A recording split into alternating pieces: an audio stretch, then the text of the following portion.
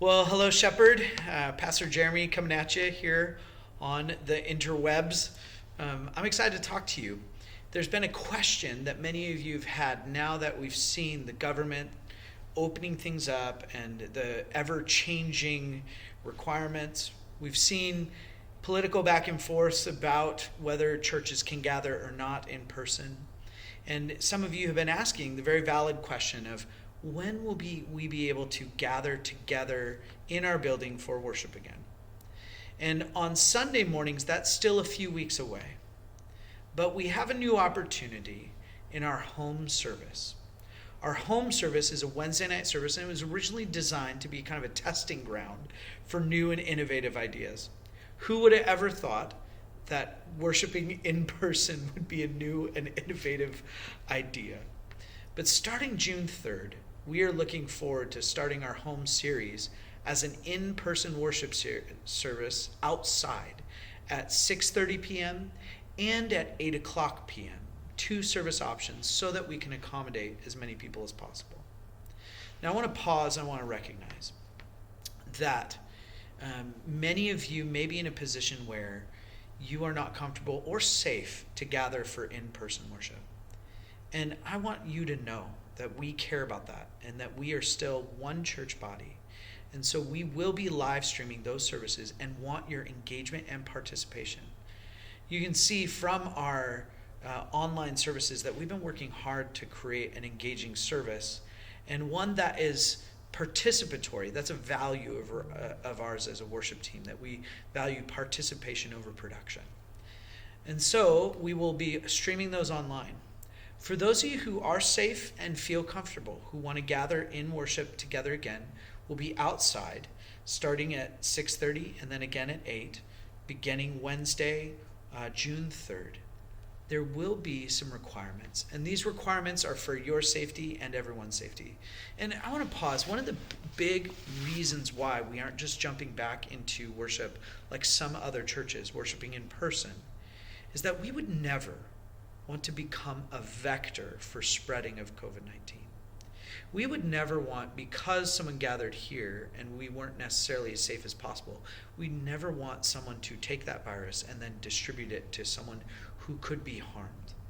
And our witness to our friends and our neighbors is that we are a church who cares about the broader community. And so we want to ascribe unsurpassable worth by being people who are responsible, by being a community that's responsible to care for those outside by not spreading potential illness. So, the requirements will be, 1, anyone who comes will be required to wear a mask. The only people who won't be wearing masks are those who will be on stage when they are either leading worship or they are speaking. Second, we're going to ask that you will be socially distanced. And our ushers will help you with this, that we'll set up either cones or have circles on the ground outside where your family unit could come. There'll be chairs, or you can bring your own chairs, because goodness knows that your lawn chairs might be a little bit more comfortable than our folding chairs.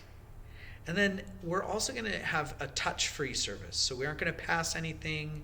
We aren't going to engage in person-to-person contact or things like that. And then if we hit our max, we have a max of 200 persons, then we're going to ask you to have a spirit of generosity and charity with us.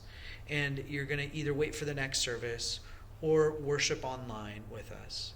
And the reason for that is because the outside requirement for our current government restriction is 250.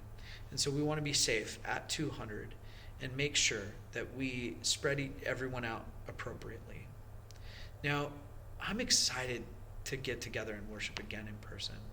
I miss getting together and being together in person. And actually the scriptures reminds us that we are to not give up meeting together as some have done, but meet together and spur one another on in love and good deeds. That there is a synergy, there's an energy that happens when we're physically together. And you've probably felt it. I felt it in my own family worshiping from home, that it just isn't quite the same, no matter how hard we try to create that environment and to connect with other people. But at the same time, our entry back into worshiping together in person will be conservative and slow. And so we don't anticipate gathering in the building on Sunday morning for another few weeks, and we'll keep you updated on that. We won't do that until we feel it's absolutely as safe as possible. Now, you can get all the details for the home service at sov.church. And the email that this video accompanies will have some of those details as well. We really look forward to worshiping with you. We really look forward to calling upon God and hearing from him and learning together how we can be the light in this valley and beyond, how we can serve our neighbor, love our neighbor, and reach out to them.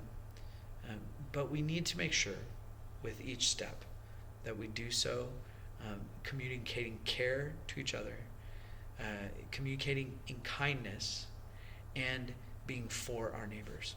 So thank you so much for listening to me ramble a bit, and just know I'm super excited to be with you again.